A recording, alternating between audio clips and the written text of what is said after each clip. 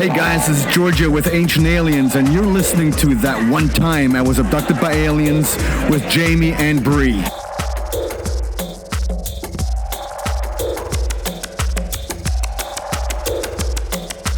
You're listening to That One Time I Was Abducted by Aliens. I'm Jamie. I'm Bree, and we're two sides of the coin. Hey everybody, welcome back to today's episode. How are you doing today, Bree? I'm great, Jamie. How are you? I'm doing good, and we got another interview on our schedule here today. We have Maria Wheatley. She is a second-generation dowser who is a leading authority on the geodetic system for Earth energies. She was taught how to decode and divine the land by her late father, Dennis, who was considered to be one of the UK's top Master Dowsers. She is an accomplished author of books on sacred sites and dowsing and has researched the esoteric design canons of prehistoric sites, Druidic ceremonial enclosures, and the Knights Templar for many years. Maria has lectured and given workshops in America and Europe and has also appeared on the History Channel. In the late 1980s, Maria studied astrology and tarot, and during the 1990s turned her attention to hypnotherapy, past life regression, and reflexology. Welcome, Maria, to the show. Hi, thank you for having me. It's great to be here. Absolutely. Yes. So we want to start all the way from the beginning because this is a little bit out of our normal realm, but we're super interested in getting to know more about your work. So what better way to start than for you to just kind of guide us into how this all began? And also, I'm more curious with what exactly is dowsing? Okay, thanks, Bree. Yes, well, really, I got into all of this because my late father was, as you mentioned in the introduction, a Master Dowser. So I grew up with everything paranormal and supernatural. And my father used to go to numerous ancient sites. He was an author himself on Stonehenge, ancient sites. For across the world, actually. So I really followed in his footsteps and I became interested in dowsing from a very, very young age. So the ancient sites and the mysteries that surround them have been with me for all of my life. And I feel quite, privileged to have that. And also I inherited all of the Master Dowsers' work from Guy Underwood and many other Master Dowsers as well. So they see me as a kind of person that is really leading and is in charge of all these surveys. So it's really quite fascinating. And dowsing is amazing because we are familiar with dowsing through water divining, finding wells for farmers. But in the teachings that I have had over the years, from Chinese geomants to European Master Dowsers, was there's nuances, there's energies of Gaia, earth energies that can rise from the kind of core of the earth, if you will, and rise up. And they're associated with different types of water. For instance, we're all familiar with rainwater. It falls from the sky, fills up the aquifers. But there's another type of water, and that's born within Gaia. It's very pure, it's very sacred. It can be up to 7 miles down, as recent research has shown. But my family have been talking about this for 25 years, and that manifests a spiral pattern. That's what the ancients were looking for to site the pyramids, Stonehenge, Avebury above. It's the core design factor of placement of an ancient site. Oh, okay. So these areas, do you think, have become sacred sites just for that? Because there's that type of sacred Gaia water deep underneath the land? Well, a power center has so much going on. It's not just one thing. It will have spiral patterns, deep waters, lays or ley lines. It will have geodetic lines. It will have what's called earth voltages, portals, vortexes. Put all of that together in a ceremonial landscape. And bear in mind, a ceremonial landscape such as Stonehenge or Avebury, and Avebury's the world's largest stone circle, can be up to 3 miles wide. The Giza Plateau is huge. It's not just one pyramid. Do you see what I mean? It's a ceremonial landscape. Mm-hmm. And when we kind of think about that, there is so much going on. And that's not even taken into consideration the astronomical alignments, like the alignment to the sun, the alignment to the stars. When all of that comes together, that's a power place. Oh my goodness. So do you think that they had a way of drilling down and gathering this water. I mean, I only imagine that it could do something spiritual if we were to consume that. I mean, compared to the water that we tend to drink now, I know it's been polluted and people are becoming more conscious about the types of water, you know, like alkaline, for example. So do you think that if we had a way to drill down into these spots and consume this water, that it would have some type of effect on all types of our physical body, but like etheric body as well? It's more metaphysical. For one, I would hate the thought of it being drilled, because you would go through layer after layer and it will pollute. Because That's true. water will find the least resistance Mhm. to trickle down. So I wouldn't want that to happen. But in esoteric water, divine in law, when we think about it, if we got deep water at an ancient site, water has memory. Okay, so it's the Akashic record of place. That's the first thing. Okay, so it records everything that was happened there that we can tap into. We are made up of water. You know, we are over 70% of water. So in my teachings and in my work to do with ancient sites and sacred yin water, as I call it, or Gaia water, it's about cleansing our own bodies from the inside out as well as tapping into Gaia's memory field. And when you go to an ancient site, I always say to people, go there in your power and in your love, the power of love, because the place will memorize you. So if you're going to go there in a kind of bad mood day, you know, bad hair day, as we say in the UK, then that's your first impression to the ancient sites. So I think if we kind of think about our own attitudes in relation to place, even if it's, you know, there's lots of underground water. There's underground water beneath my house. And, you know, some types of underground water, the ones that fall from, you know, the water that falls from the sky, that fills up the aquifer, that's been known by dowsers since the 18th century to be carcinogenic. It's not good to live above. So we can decode a place, but still realize that memory field is being associated with the underground water. So there's a metaphysical side to water and a physical side to water. And so where we live and what we live above is especially important to our health. I've always heard, you know, people say that, you know, crystals and rocks that they build, you know, houses or sites upon also are these catalysts for holding these type of information. So it's interesting that you're saying that the water is also holding this information, because it seems like we have to stop thinking about our environment as rocks and water and start thinking about it as a living, breathing entity that is able to absorb information around you at all times. That's right. You see, and depending on the geology. So, for example, the pyramids, we all know the pyramids, and we can all visualize Giza Plateau. And that's above limestone. So when water flows through limestone, it's gentle and meandering. When water flows through like the Arkansas crystal beds, to give an example, it forms a zigzag chevron pattern that is more conducive to making yourself unwell and tired or too zappy, for instance. Because what has been noticed, there was a survey done from the 1970s to I think about the 1980s and the middle of the 90s by Dr. Kathy Batchelor, and she should be celebrated for her work, yet she is ignored by mainstream scientists, because she did a survey on 11,000 houses and found that people that lived above what's called the Curry net, which is a global grid system discovered by Dr. Manfred Curry. And when that Curry grid crosses water, she knew that was a carcinogenic house. And so she looked into 11,000 and realized that you could have any therapy you wanted. You could have acupuncture, you could have orthodox chemotherapy, radiotherapy, but if you returned to that carcinogenic bed placement, your body won't self-heal. So they also discovered that a third of all hospital admissions in Germany were down to geopathic stress, living above bad points in the earth.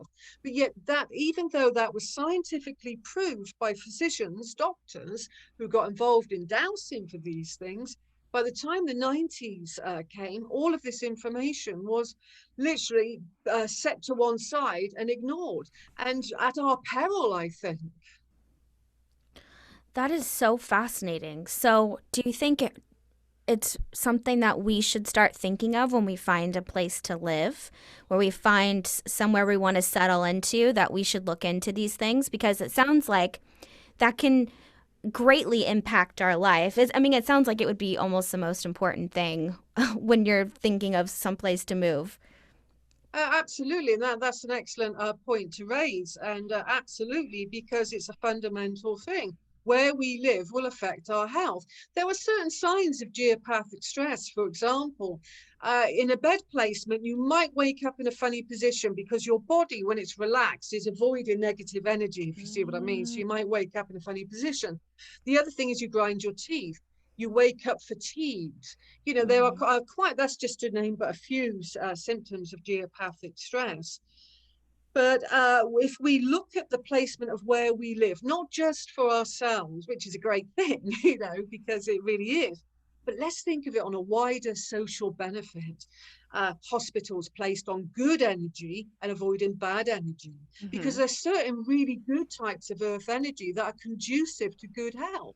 Imagine this, there's a grid system that has been known by a physicist since the 1980s that can improve your way of communication. So the ancient Knights Templar would place the pulpit of where they spoke in church on it. Now imagine if we could do that for autistic children and children that could stutter, and we start to live in harmony with Gaia, and I'm sure that we would all benefit. And that's my vision, and that's my way forward. So how do you think that the ancients found these sites and these places? How far back does dowsing go? Do you think that the people that created these sacred sites were using dowsing in that way, or do you think it was someone outside of Earth that brought those areas to our ancestors' attention? Is dating as far back as 6000 BC, depicted in cave paintings of the Paleolithic era. There is a scene where it is suggested that there's a dowser giving a dowsing lesson to people. So it goes back, thousands of years. And in the Neolithic period here in the UK, that's 5,500 years ago, just to get a timeline going. There was wells being bored.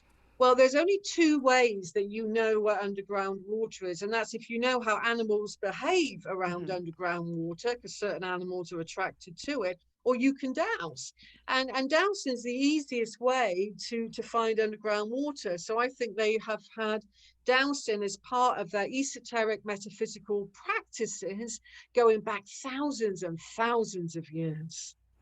I'm just very interested in how they learned this. How did they, who could have started the use of dowsing? And that's what makes me wonder if that could have sort of an ancient astronaut theory connection there. Do you consider that a possibility?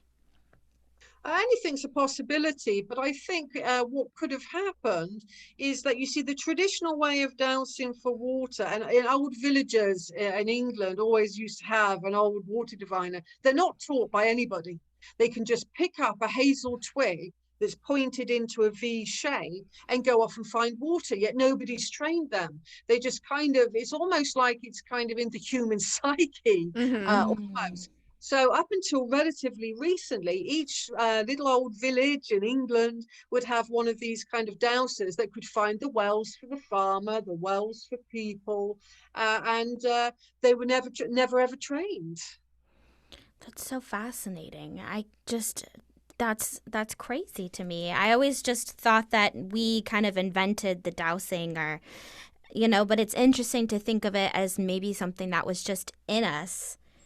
And we just knew that. It's kind of crazy how our ancestors were so smart, and yet we think of them as being so primitive. So primitive, not as smart as us. I know that again, that is, such a misnomer, because, if you put Neolithic man or woman next to, us here today, and everyone was dressed the same, you would recognize them as being an intelligent human being, far more in touch with Gaia, far more connected to the planet, because they are living with the seasons. They're not in a box with aircon or central heating. If you're in the UK, we have more heating than aircon. So I really do feel it annoys me, because I'm a historian myself, and it really annoys me when you get all of these stuffy historians saying that they were wearing kind of animal skins. They were not. They had linen. That is a fact. You find it as artifacts, for example, and I think they were highly intelligent in mathematics, astronomy, geomancy, all of the trained sciences. Well, I mean, and they had to too. You think about us today and why that they say that we're so technologically advanced, it's because we have all this technology.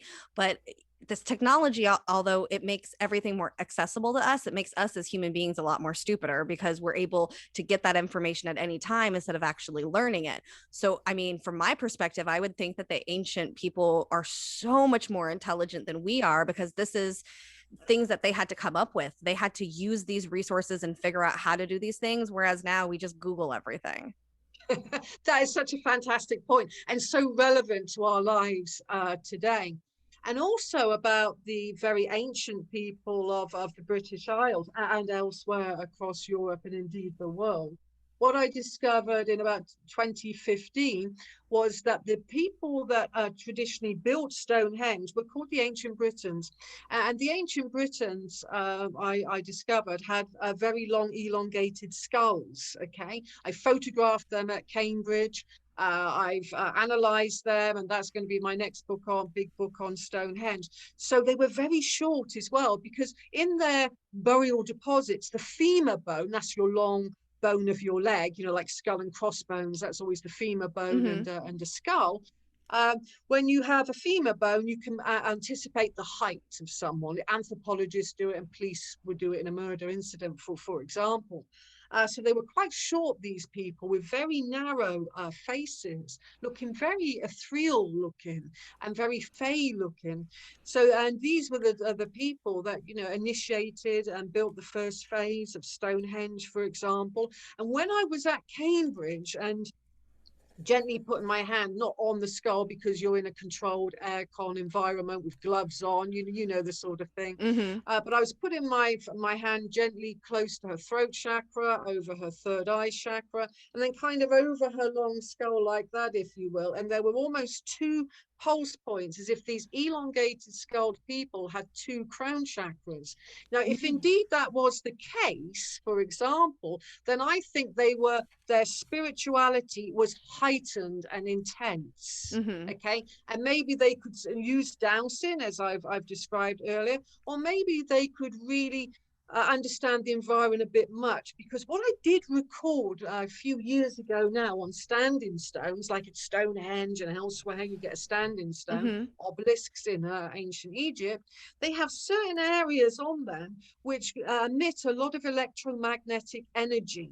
Okay, so we measured that electromagnetic energy because I could dowse it, and I wanted to prove it, to the world, rather than said my dad said. It doesn't sound that good, So I went on to prove it, and then the guy that was analyzing the hertz frequency that was coming out, as well as the electromagnetic field, said it's coming out at 18 hertz. And I said, well, what's the relevance to that? And he said, you here at 20. Now, what if these elongated skulled people could hear the stones, hear earth energies, as well as we're very visual people. We see the stones, we touch the stones. But I think our ancestors had a more enhanced perception and could hear things beyond our ability to hear today. Do you think that this extra, let's say, chakra that they have, right? This crown chakra, could it possibly be like a way for them to have like a sixth sense of what you're talking about, a way to tap into a sense that we don't have here as humans now, and that we've lost? I think that could indeed well be the case, because when I look at the settlement of where these people lived, rather than where they worshipped, like at Stonehenge. Stonehenge had a settlement about 2 miles away. They never lived in the ancient site area, and it's called Durrington Walls. And when I was analysing the earth energies there, they lived upon very healing, conducive earth energies, not the really powerful ones that can shift your consciousness like at Stonehenge. Yeah. That'd just be too much to live on. Yeah. Exactly. So I think, yes, they were understanding their environment very heightened. So they knew where to live. They knew where to place their buildings. They're all on harmonic energy, avoiding any form of geopathic stress that we previously discussed with the underground yang water, groundwater, as water boards call it, or the curry grid. They avoided all of that and only found the harmonic energies. Who were these elongated skull beings? Do you think they were humans? Were they hybrids? Did they come from somewhere else? Who do you think they were? There has been some recent DNA testing from Oxford University, which is considered quite an upmarket university in England and indeed the world. And they've analysed what they call the ancient Britons. They don't call them long-skulled. I mean, I've shown archaeologists I've got photographs of them, and it is astonishing how it's just ignored. It seriously is.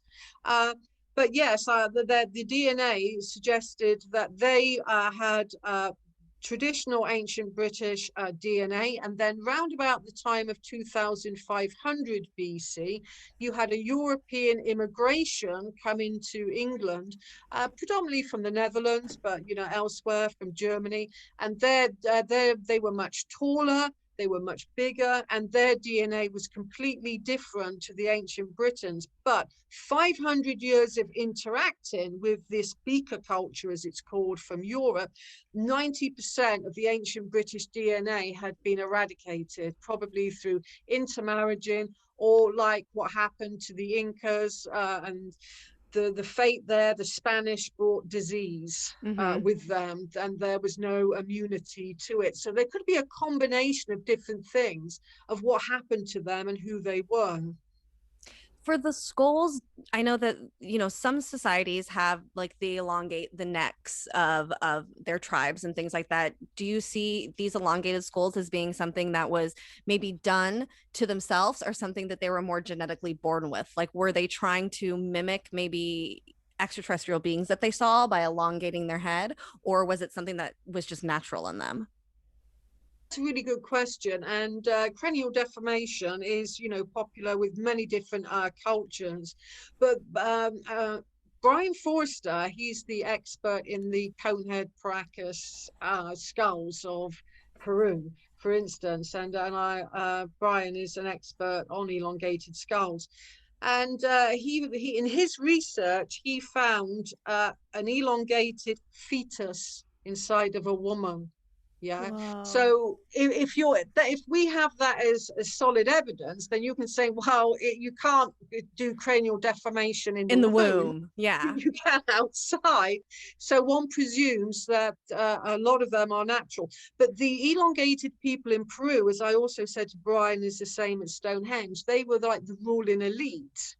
And I think, there were some people mimicking that as well. It's almost like, I want that because, you've got that. And maybe some people were permitted to perform cranial deformation.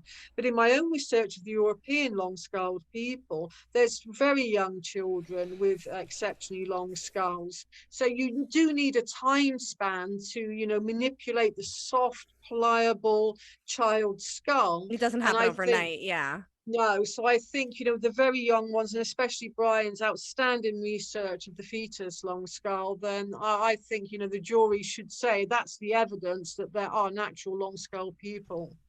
Absolutely evidence. And why do you think that's something that's being ignored by mainstream scientists? Well, because once you start to say, there was a race of people that didn't look like us. Yeah. And we are we think that we know our history. Yeah.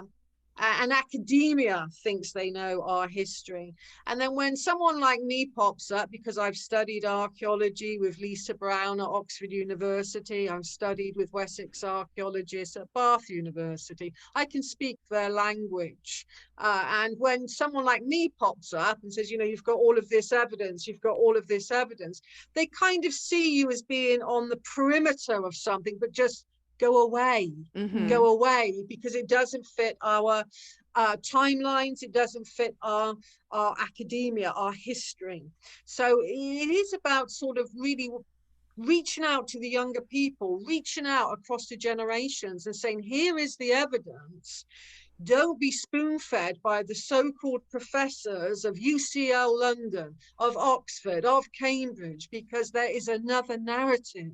Then there are undercurrents going on, and that's where the truth lies. Well, it sounds like it's very similar to, you know, the problem that they have in Egypt right now with a lot of the things that they're discovering, and their government not wanting to come out with this because it ruins their timeline or their idea of what, you know, ancient Egypt was. So it seems like it's not just Egypt now, but it's bleeding over into the rest of the world, where it seems that they want to stick to this narrative that they've had for a long time of what our history is. And even though we are showing them evidence and facts and proof, that they just don't want to admit to it because of how drastically it would change, I think, everybody's lives. Exactly, because you'd have to change the education system, for one, and you'd have to be open-minded rather than being sort of so narrow-minded, which, you know, academia only has what it can see and observe. Now that's a good thing in one way, but if you close everything out, then you don't allow things to evolve naturally. And I think that's where people like you and I come in. We see a much bigger picture, and we can see that there's far more going on, and we want to contribute, and we can. And that's what shows like this are doing. You're contributing to a much wider picture and understanding, and I always celebrate that, because you really are. Everybody's doing their bit to give the truth of what is really going on. Well, and it's true. And, you know, what's important is the things that you're doing too, like going out to these lectures and speaking and making sure this information is out there. You know, you're talking this year at Contact of the Desert. What is your lecture about this year? Well, I just love, you know, finding things in the Stonehenge environs and, you know, finding all the kind of weird stuff, really. Yeah. So what I've discovered in the past year or so, and it is truly quite fascinating, is a very strange burial, very close to Stonehenge, and recorded by what we call over here antiquarians. And antiquarians really are old archaeologists in the like 18th and 19th centuries. You see what I mean? They're like the kind of Victorians, and they were always men, and they were always moneyed. So of course, you know, like a sir, or, you know, an earl, or something like that, because they were landowners and they owned the land, basically. Posh people with shovels really is what they are. And they found, you see, normally what used to happen 5,500 years ago around Stonehenge is the elongated skulled people were buried in what's called a long barrow. And a long barrow is a really long earthen monument like that, and burial deposits were placed inside them, and they were sealed off, so they were like a time capsule, really. And so these antiquarians went around the Stonehenge environs and elsewhere in Europe and started digging into them and said, oh, what we could find. And they used to write quite good archaeological reports by the 19th century. And normally what would happen in these long barrows is they place, as I mentioned earlier, the skulls, the long bones, and occasionally a whole body. And long barrows were communal. So it wouldn't be like today, you have your own grave. It would be you and your society. So you could have 30, 40 people all in the same long barrow. That's the standard practice of the Neolithic. In this one report that I found incidentally misfiled, just by, you know, synchronicity or happy chance, however you want to interpret it, it wasn't like that. It was describing this strange being being surrounded by long-skulled people, creating a circle of skeletons with this one being in the middle. That's unprecedented. No, That does yeah. not happen. It's the skull and it's the long bones. It was a whole person. So I thought, well, that's unusual to begin with. And I read on, and then it started describing that the skull was very different of the central being, and that it had its eyes very close to the top of its head. And I thought, I've heard this before. This is describing Lloyd Pye's star child that was found in South America, I believe. But instead of just having the skull as Lloyd Pye had, it was the whole skeleton that they were describing. And when they got to the kind of base of the spine, they said this being had a tail on it, and that they were making all of these notes and saying, you know, it's highly unusual. This is highly fascinating. It must have stopped them in their tracks. Yeah. So we have the most unusual burial found in the British Isles. That's a fact. And believe me, I have read every single archaeological report of every single mound in the Stonehenge environs. You know, I'm a methodical historian in that respect. So I know every single one in comparison. And when you have a look at what can this be? Why is that so special? Is it the person that's special? Clearly that's the case. But what could cause a tail if it was a human being? So what I always do is I give two lots of evidence, because I know you're thinking people. I'm not going to purport all of my belief systems on people. I give two lots of evidence and say, let's make up our own minds intellectually by ourselves, because there's too many new agers out there with belief systems pouring it out. Believe me, believe me, believe me. And I'm not of that ilk. Thank you. So the only thing that really could cause that, a tail and maybe a deformity of the skull, would be a condition called spina bifida that is very rare today in modern day societies. You can get that still in societies that are undernourished during pregnancy and a variety of different things. The only thing that could cause the skull to have the eyes sort of up here, as it were, would be possibly a brain tumor, but it had no signs of organic disformity other than that. Or, you know, some type of water on the brain that can cause the skull to sort of, you know, balloon out. That would cause it as well. But it also sounds like both of those things would be something that would be considered fatal, right? And it seemed like this was like a being that had lived its full potential of life, right? It wasn't like it was a small child being with this. It looked like it was an adult. That's an excellent point you've raised. Absolutely excellent. Because yes, and I agree.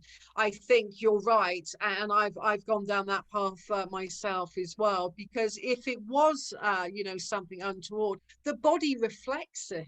It really does. It reflects it in life and it reflects it in death. I mean, even if you're murdered and you're a victim in the landscape, your bone doesn't self-heal. Therefore, you know, it was a fatal wound or something. You know, I mean, these things, you know, are evident. That's a really good point that you raised. So thank you for that. And the other strange thing about, well, it's not strange, I think it's a deliberate repression of historical fact.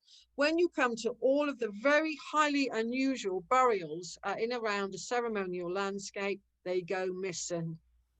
So we've got the archaeological report, we've got an exceptionally detailed report because it was so strange, because it's unprecedented, yet the bones apparently have all gone missing.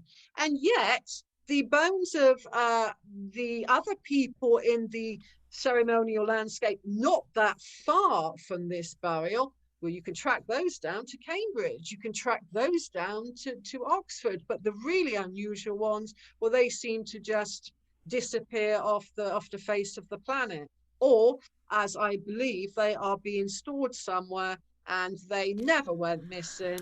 They are there. So when you say that these things go missing and that they're being stored somewhere, I'm with you on that one. I believe it. But who do you think is like behind this? Do you think that it's individual governments that are stopping this type of information going out, or do you think it's kind of like a bigger group who's putting a stop to this kind of information being like really researched? Well, I think it stretches far beyond England, like in some of the institutes that you have that dealt with the giants of Ohio, the Smithsonian Institute, for example. Mm-hmm. Probably, I don't know, but France has probably got its equivalent. Yeah. Spain's probably got its equivalent. So I think it's quite an organized group that is probably behind it, rather than just a government in a country. You see what I mean? Because Absolutely. it's so prevalent. So this is why it's very important for places like Contact, where people come together, exchange ideas, and allow a bigger picture to be formed. Like I said earlier, it's about understanding the bigger picture and having the facts before us and saying, what if this is the evidence in the British Isles of extraterrestrial contact 5,500 years ago, whereas Lloyd Pye's discovery, if my memory serves me correct, was 900 years ago. This could be the oldest extraterrestrial evidence in the ceremonial landscape associated to one of the world's most recognizable monuments called Stonehenge. Mm-hmm. And I feel like these types of sacred sites are always over in the Europe area. Is there anything in the States that has any type of the same significance? Significance and energy field? Oh, absolutely. You have the Avebury Henge. It's just down the road from me, the world's largest stone circle, and Stonehenge is up the road. I'm thoroughly spoiled here. I know. Nice. That's a really big henge, but Avebury Henge. But you have the biggest henge in the world in Newark, Ohio. You also have an amazing ancient site called Serpent Mound, which is a huge earthen effigy in the landscape. And you also have huge mounds and pyramids in Cahokia. The world's largest mound structure in the world is at Cahokia. You have a wonderful healing site called Woodhenge, not far by. Then you have all of the sites of the Anasazi in Arizona, Chaco in the Four Corners region, and the equivalent of the Kivas, which are the round ceremonial areas associated with sites of the ancient Anasazi, the ancestors of the Hopi. They are very similar energetically to a stone circle in the British Isles. Do you think that because of the world we live in now, there's a lot of talk right now in our mainstream media about government, disclosing aliens and the report and things like that? We're not super big fans of it. But do you think that with all of this kind of stuff in the media, it's going to make it so that going forward, getting this type of really important information out is going to be easier? Or do you think that all of this talk about aliens and UFOs and the government is actually going to kind of harm us in the long run? That is a really good question. It's a money question. It is. And to be honest, I'm on the fence either way, if I'm honest, because so are we. I don't. Yeah, I was going to say, I don't know which way it would go, because the next minute you never know what the government's going to throw the ball to. Do you mean it's almost like a ball game? Well, 1 minute we're going to throw the ball and you can catch it, and the next minute, oh no, we're going to put it another one over there. So I await with interest. I think we're the same way. We're not excited about any of this. I'm excited to see what's going to happen next, but less and less hope as the day goes on when it comes to the government. Well, I'm hoping that with a push of kind of going into the taboo, which is, UFOs, even if it's coming from the government, still just bringing that out to people. I'm hoping that maybe over time we'll have the same thing when it comes to our ancient history and these ancient sites. Maybe this is one step in that direction, and there'll be a trajectory. I'm sure it'll be at least 20 years, but, at least I think it might be a step in the right direction to making people more aware of things that they don't normally see and don't normally know about. Yeah, I mean, that again, that is a good surmise of the situation, and I agree. I do remain hopeful. I remain as well slightly cynical. Yeah, that's good though. Same. But we need to move forward together. The main thing is, no matter what the government's saying, there is a big movement in the UK with people like David Icke and many others. And if we all keep together, if we all keep communicating, if we all keep sharing information and allowing that to occur, and let the old gatekeepers, whether they're the gatekeepers of the new age, whether they're the gatekeepers of ancient history, and they are there, and if we let other people move forward with information and become more collective rather than listen to the chosen few, then I think we can all read the book together. Definitely. Yeah, that's absolutely. a great point.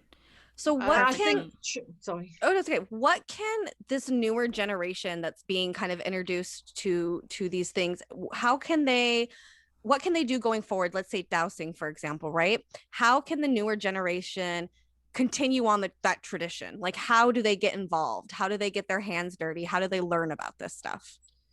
Dowsing is a really easy ancient art to learn. I mean, I've been teaching it myself for decades now, and there's only a very few people, and normally they don't want to learn it in the beginning, so they want to go along anyway. Yeah. But most people pick it up very easily because it's a kind of dowsing or dowsing rods. And sometimes when you've dowsed a long time, your hands become very sensitive.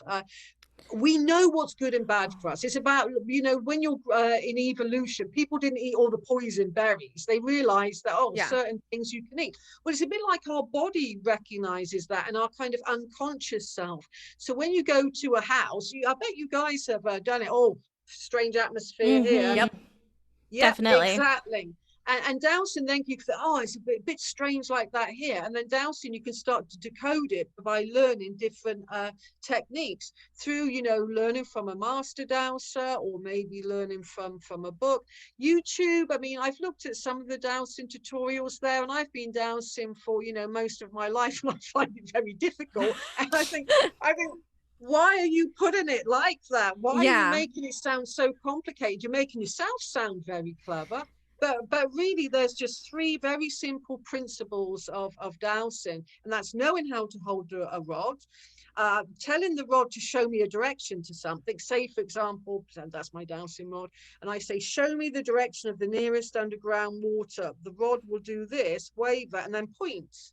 And basically, it's going, hey, it's over there. Over there. And so you follow it. That's called tracking. So my rod's got directional dowsing, that's called. It's pointing to where I should walk. So I'm following it. Even if it moves like that, I follow it. Do you see what I mean? Absolutely. So it's like following something. And then when it goes found, bang, you know that you found the underground water, because that was your question beforehand. Show me the nearest underground water stream. Show me the nearest grid line. And there's certain techniques that you use to build up a rapport of knowing lots of different energies, so that when you go to a house or an ancient site, you can think, oh, I know, it's probably going to be this there, probably going to be that there, probably going to be this, that. Do you see what I mean? And before you know it, you're finding it all interacting with the positive energy, leaving the kind of negative energies to one side in a house, or negating them with certain techniques. And before you know it, you could raise the energy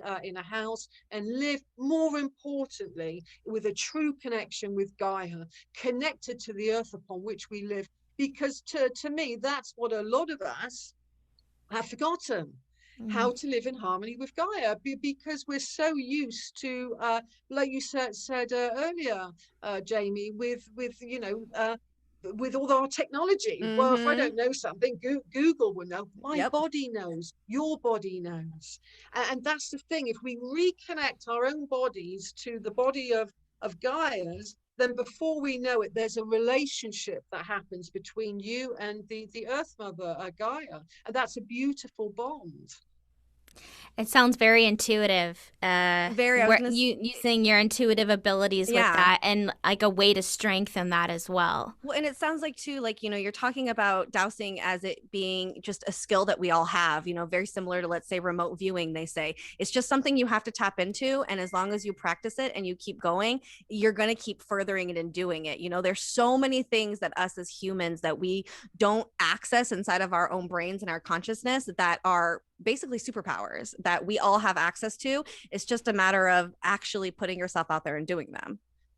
And I love that term, superpowers. Yeah, we have that all within us. You see, we really do. You've hit the nail on the head. And all it takes is a little bit of encouragement, a little bit of showing what you can find by somebody that is experienced. And before you know it, you pick it up. It isn't difficult. And then, in fact, on the YouTube, you know, tutorials, I would say give them a complete miss, because, like I said, I was watching one on how to find the curry grid, which my late father was the first person to introduce that to the English-speaking communities. It was a German discovery, incidentally, and I thought, whoa.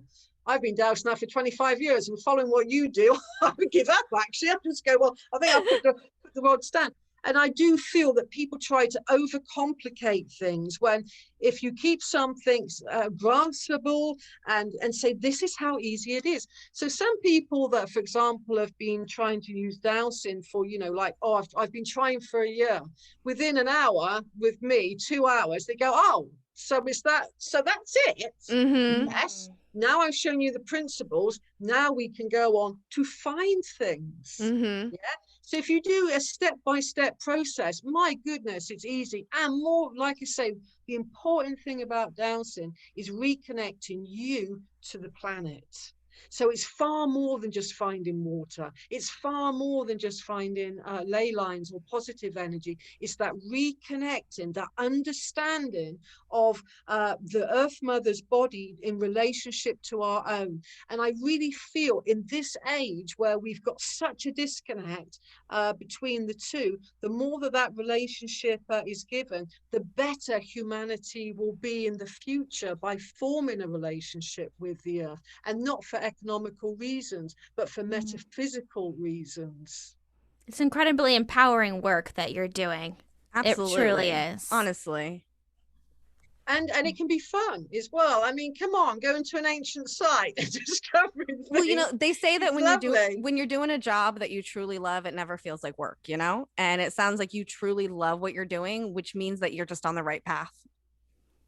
Adventurous. Yeah, I do feel that, that's for sure. All right, Maria, it was so fantastic to have you here today. We will have to do another episode at some point, because I feel like there's a million more questions that we could ask you about this stuff. But we are really looking forward to your lecture at Contact of the Desert. We're so excited to watch it this weekend. Oh my gosh, it's almost here. I know. My gosh, I forgot. It's so close. But yes, I've learned so much from you already in this short amount of time. So I definitely can't wait to see what you're bringing to Contact this year. It sounds very, very exciting. Great. Well, thanks for having me. And you'll keep up the good work yourselves. You're great to talk to. And I've really enjoyed my time with you both. Thank you so much. It's been our pleasure. Our pleasure. 100% a pleasure on ours. Thank you so much. Take care. All right. Bye, Maria. Okay. Thank you so much. Bye. Cheerio. Bye.